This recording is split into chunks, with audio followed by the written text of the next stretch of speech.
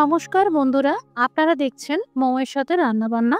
সর্দি, কাশি, গলা ব্যথা বা গলা খুসখুস এই সকল সমস্যার জন্য মহৌষধি আমলকি দিয়ে ছুন্দা।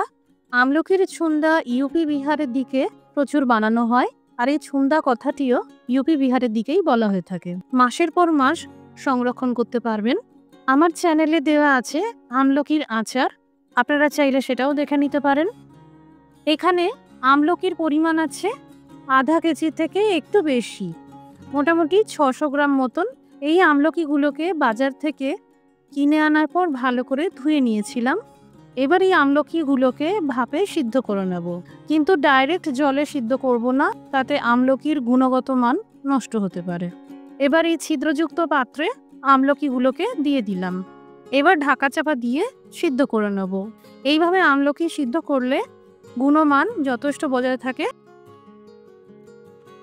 এই আমলকি ঠান্ডা করে নেওয়ার পর আমলকির দানাগুলোকে বের করে ফেলে দিতে হবে, আর যতটা সম্ভব হাত দিয়েই ম্যাশ করে দিতে হবে, অথবা এই রকম ম্যাশার দিয়েও আপনারা ম্যাশ করে নিতে পারেন।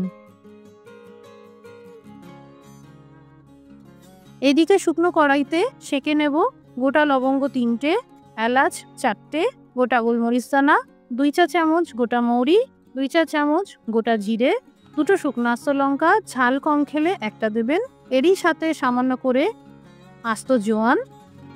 এবার লো টু মিডিয়াম আছে বেশ 3-4 মিনিটের জন্য গোটা মশলাগুলোকে সেঁকে নিতে হবে। এই ছুন্দা বানাতে অনেকে গোটা ধনের ব্যবহার করে থাকেন, আপনারা চাইলে দিতে পারেন। গোটা মশলাগুলো সেঁকার পর মিক্সার জারে দিয়ে দিতে হবে। এরই সাথে 3 টুকরো আদা দিয়ে দিয়েছি, হাফ চা চামচ হিং দিয়ে দিলাম, আধা চা চামচ বিট লবণ দিয়ে দিলাম, কোনো রকম জল ছাড়া ব্লেন্ড করে নেব।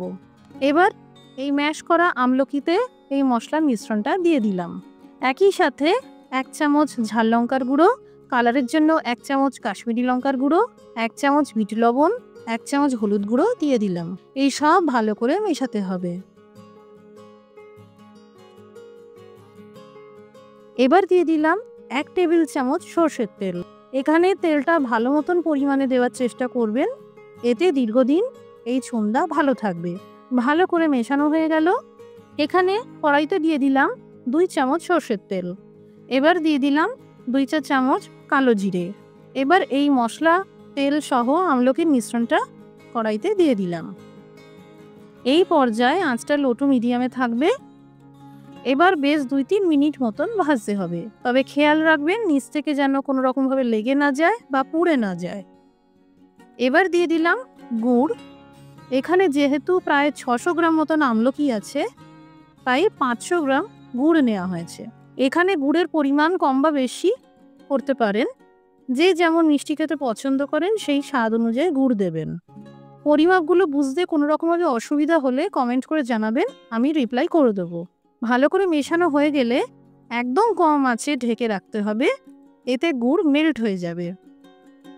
মোটামুটি 5 মিনিট পর দেখাচ্ছি, গুড় অনেকটাই মেল্ট হয়ে গেছে। ভালো করে নেড়ে চেড়ে মিশিয়ে নিলাম। আরও 2-3 মিনিট ঢেকে রাখবো, যাতে যতটুকু গুড়ের ডালা আছে সেটাও মেল্ট হয়ে যায়। এই দেখুন গুড় পুরোপুরি গলে গেছে। এবার আমলকি ম্যাশ করে নিলাম। সাধারণত আমলকির ছুন্দাতে পুরোপুরি এইভাবে ম্যাশ করে নিতে হয়। আচারের মতন আমলকি গোটা থাকে না বা টুকরো টুকরো থাকে না।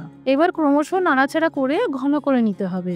সামান্য করে আরেকটু বিট লবণ দিয়ে দিলাম টেস্টটাকে ব্যালেন্স করার জন্য।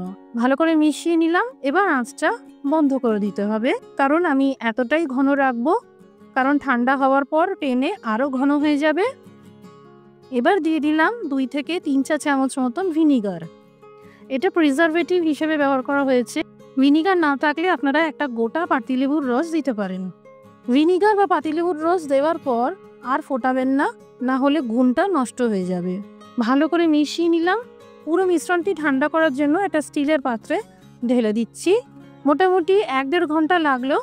পাখার তলায় রেখে দিয়েছিলাম, পুরো মিশ্রণটা ঠান্ডা হয়ে গেছে। এই দেখুন আমলকির ছুন্দা তৈরি। এই ছুন্দা এইরকমই ঘন হয়, আচারের মতন ঘনত্ব এর হয় না। বাড়িতে এইভাবে আমলকির ছুন্দা বানিয়ে রাখতে পারেন। বুকে কফ বসে যায়, কফ বেরোতে চায় না, এই ধরনের সমস্যায় এই আমলকির ছুন্দা খুব উপকারী।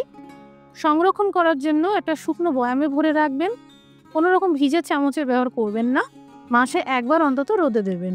বাড়িতে বানালে কমেন্ট করে জানাতে পারেন কেমন তৈরি হলো।